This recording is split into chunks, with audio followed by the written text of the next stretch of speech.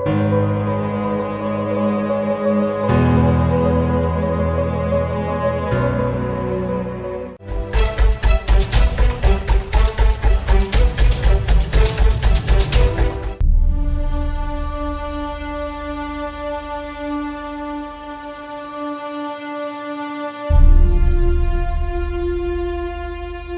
shattered family after the loss of this 23-year-old woman. She was brutally raped in a deserted women's compartment of a moving train in Princeton and subsequently died of head injuries when she jumped out of the train.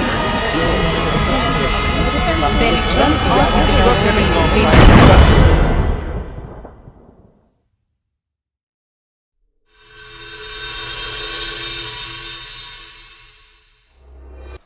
Hello everyone और Jaimin with Junaid show में आपका स्वागत है। मैं हूँ आपका host Junaid इमाम। दोस्तों, वीमेंस एम्पावरमेंट पे और वीमेंस से रिलेटेड जो मेरा पिछले स्टोरी पे हुआ था हाथरस पे, ये एपिसोड शायद उसी की अगली कड़ी बोल सकते हैं। और मैं आज जिस ऑर्गेनाइजेशन की या जिस लेडी की बात कर रहा हूँ, उन्होंने वीमेंस एम्पावरमेंट और उनके जस्टिस के लिए बहुत सारा काम किया है और हमेशा से वो मतलब बहुत एक्टिव रही है उस फील्ड में और पेशे से लॉयर है। असुंता पारदे उनका नाम है और चेतना महिला विकास करके उनका ऑर्गेनाइजेशन है जो काफ़ी साल से चल रहा है।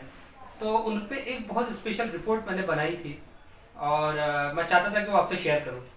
तो इस सेगमेंट में हम उनकी उस जर्नी को और उनके कंट्रीब्यूशन को जो औरतों के डेवलपमेंट के लिए उन्होंने किया है, तो उस सेगमेंट को हम देखते हैं और जानने की कोशिश करते हैं।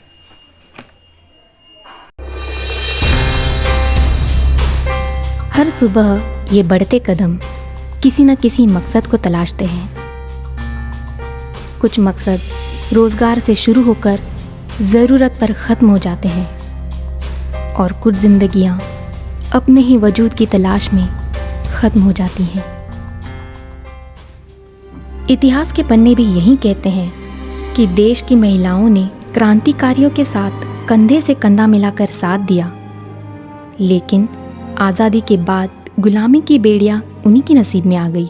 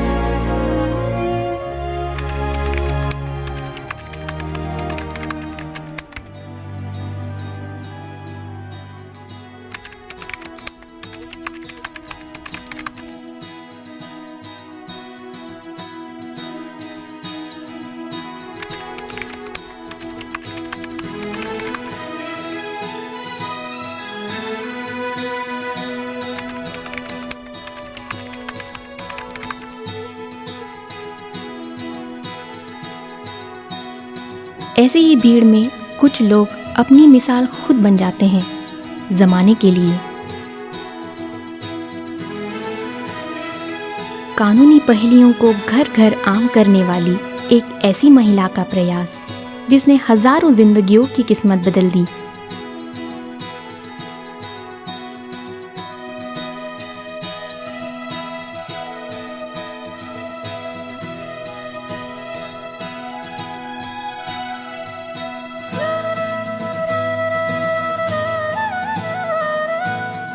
बीस साल पहले जब मैं पूना के सिम्बायोसिस कॉलेज में पढ़ा करती थी, तब मैं एक लीगल एड सेल में काम करने लगी, जहाँ पे मेरा वास्ता गरीब महिलाओं से पड़ा। तब मुझे पता चला कि जो मैं कानून पढ़ रही हूँ वो कानून और जो ये लोग फेस कर रहे हैं उनकी समस्या है वो दोनों अलग है। इसलिए मैंने उनकी समस्याओं को मेरी पढ़ाई से मेल करना शुरू कर दिया और उसके द्वारा मैं उनको कानूनी साक्षरता देने की कोशिश करती थी।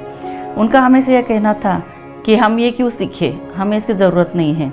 लेकिन मेरा ये मानना था कि हम भारत में रहते हैं, ये देश कानून पे चलने वाला है, हमारी खुद की एक संविधान है और उस संविधान में जो हक हमें दिए हैं वो हमें मिलना चाहिए। –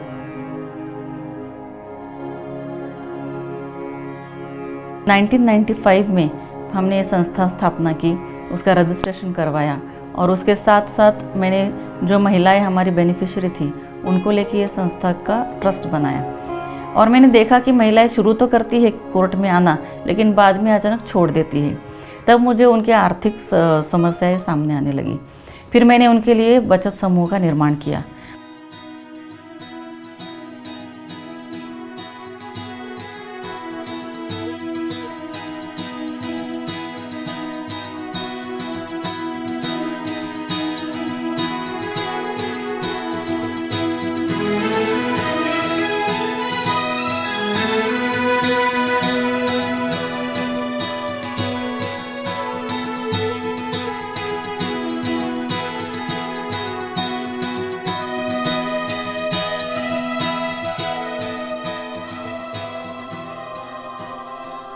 कहते हैं इंसान की पहली स्कूल माँ की गोद होती है, जहाँ लड़खड़ाते कदम संभलना सीखते हैं। यही इंसान बड़ा होकर सीता और दुर्गा को पूजता तो है, लेकिन उसकी ही परछाई को गुमनामी के अंधेरे में छोड़ देता है। महिलाओं का हर कदम, हर लेवल पे सभी नज़र से परखा जाता है। जैसे कि घर में माँ है तो वो बेटी को पहले पूछेगी कब जाएगी, कब आएगी। अगर 5 मिनट भी लेट होती है तो बेटी को उसके जवाब देने पड़ते हैं, लेकिन लड़कों को ऐसा नहीं किया जाता है। मुझे लगता है जेंडर इक्वालिटी ये बेस है घरेलू हिंसा का। बहुत मारपीट होती थी। वो मेरा नंदा भी, उसके लड़के लोग, वो मेरे बच्चे लोग को मुझे कुछ भी बात करते थे, गंदे गंदे गालियाँ देते थे। और तुम लोग ऐसे आए इधर रहने को, माँ बाप ने तो कुछ दिया नहीं, ऐसे घर में घुस गए, इसके वजह से ज़्यादा मारपीट करते थे।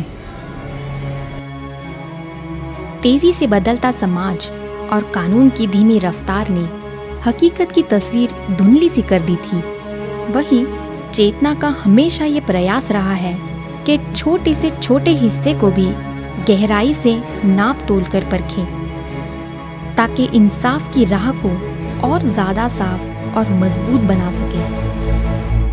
हर रोज़ सेंटर पे 8 से 10 तक केसेस दाखिल होती हैं और बहुत जब ज़्यादा हो जाता है तभी महिला घर से बाहर कदम रख के किसी संस्था में दाखिल होती है।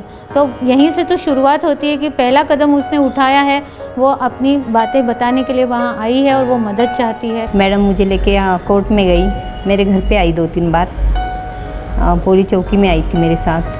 खाने का वो लोग देते नहीं थे, इसलिए मैडम सब मुझे सामान देती थी, सब कुछ उन लोग ने मुझे सब दिया है। अभी मारपीट बंद हो गया, सब ठीक चल रहा है अब।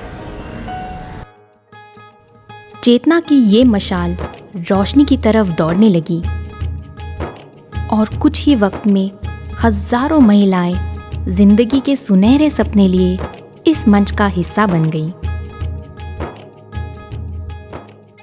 सरकार की अन्य प्रकार की समितियां जो गांव में रहती है, जैसे कि पानी समिति है, ग्राम पंचायत है, उन सभी समितियों में चेतना के कम से कम 65 या 66 महिलाएं उन समितियों पे कार्यरत है। चेतना के कम से कम 15 या 20 सरपंच रह चुकी है महिलाएं, पॉलिटिकल एम्पावरमेंट उनका हो चुका है। शहरों में भी चेतना की महिलाएं आज नगर सेविका के रूप में काम कर रही है। चेतना का ये परिवार आज देश के कई राज्यों में फैल चुका है। मध्य प्रदेश, छत्तीसगढ़ और महाराष्ट्र के कई हिस्से जैसे पुणे, सिंधुदुर्ग, रत्नागिरी, रायगढ़, सावंतवाड़ी और कई सारे, जिसमें करीब 120 गांव, 10 तालुके और 5000 महिलाएं जुड़ी हैं। हर महिला को हमने सखी का दर्जा दिया है और ये सखियाँ हर महीने की 26 तारीख को सिंधुदुर्ग ज़िले में और पूना में 30 तारीख को मिलती है और उस समस्याओं का निराकरण करने की कोशिश करती है। बेनाम सा वजूद जी रही इन महिलाओं को अब एक सम्मानित नाम मिलने लगा, जिससे सखी कहा जाने लगा, यानी आपकी दोस्त। गावागावात आधार केंद्र संस्थेने केल्यामुळे आमच्या गावातल्या हिंसा खूप कमी झाल्या आहेत, आमच्या घरातली भांडणं कमी झाली आहेत आणि त्या घरातले वादविवाद आपण शांततेत म्हणजे जे काय असतील ते घरातल्या घरात मिटवू शकतो, कारण भीती झाली आहे त्यांना। चेतना के टीम में कुछ मास्टर ऑफ सोशल वर्क वाले कुछ स्टाफ है, कुछ लॉयर्स है, उसके साथ साथ कुछ साइकोलॉजिस्ट भी जुड़े हैं और ये सब मिला के एक केस का कुछ हल निकालते हैं। चेतना ने हमेशा महिलाओं से जुड़े हर पहलू को अपने से जोड़ रखा है, जो कोर्ट और इंसाफ से निकलकर एजुकेशन, ट्रेनिंग और रोजगार भी मुहैया कराता है। आज 50 ऐसे अलग अलग व्यवसाय हैं जिसमें हजारों महिलाएं इज्जत से अपना और अपने घर के लिए जीने का साधन जुटा पाती हैं।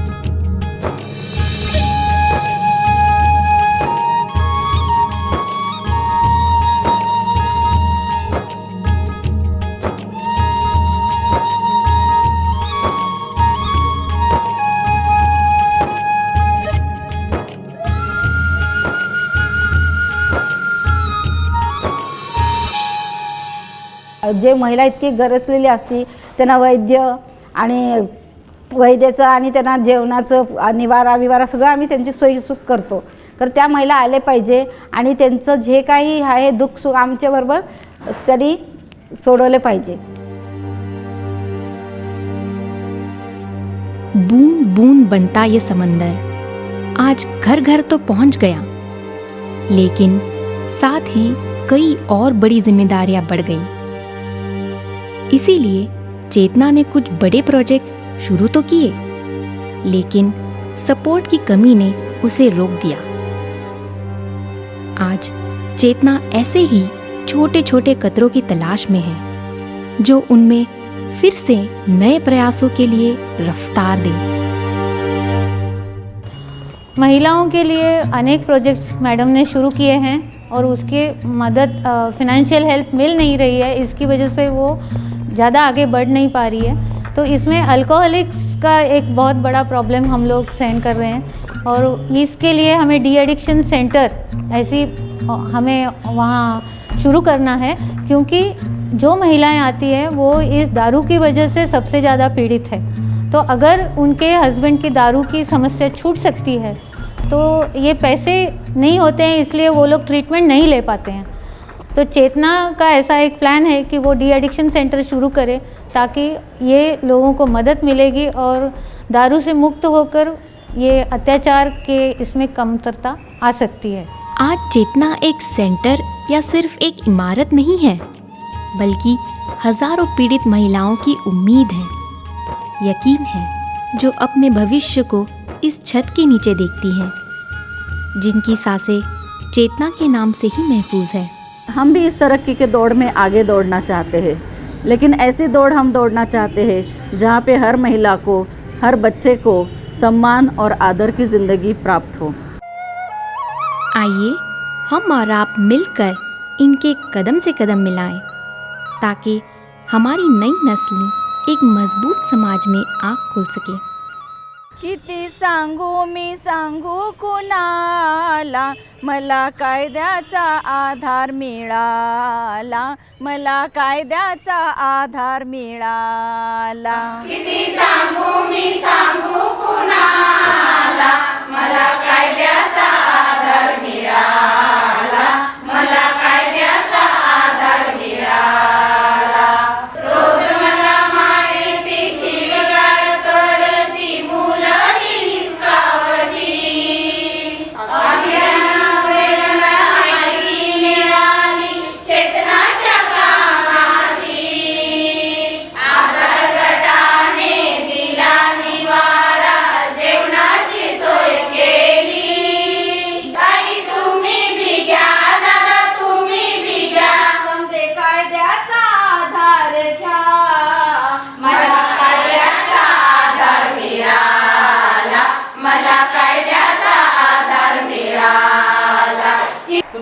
था आज का एपिसोड जो विमेंस एम्पावरमेंट पे उनके जस्टिस पे था, और असुमता जी ने बहुत ज़बरदस्त कंट्रीब्यूशन किया है जो पूना से जो ऑपरेट करते हैं ऑफिस, और काफ़ी जगह पे उनके ब्रांचेस हैं, और उनके इस काम को सभी ने बहुत अप्रिशिएट किया है, काफ़ी उनको अवार्ड्स मिले हैं, और हमारी शुभकामना है उनके साथ कि वो ऐसे ही काम करते रहिए और ऐसे ही आप विमेंस डेवलपमेंट का काम यानी जारी रखिए। हमारी शुभकामनाएं आपके साथ है। तो दोस्तों ये था हमारा आज का एपिसोड जो मैंने विमेंस एम्पावरमेंट पे उनके जस्टिस पे बताने की कोशिश की है। ऐसी कुछ कहानी अगर आपके पास हो या आप कुछ शेयर करना चाहते हो तो मेरा ईमेल आईडी है, उस पर आप शेयर कर सकते हैं। मेरे चैनल को लाइक करें, शेयर करें, सब्सक्राइब करें, और ऐसे ही मुझे मोटिवेट करते रहिए, लाइक्स करते रहिए। और आज मैं एपिसोड यहाँ ख़त्म करता हूँ। अगले एपिसोड के लिए फिर से मैं आपसे मिलूँगा। अभी लेता हूँ आपसे इजाज़त। Thank you so much.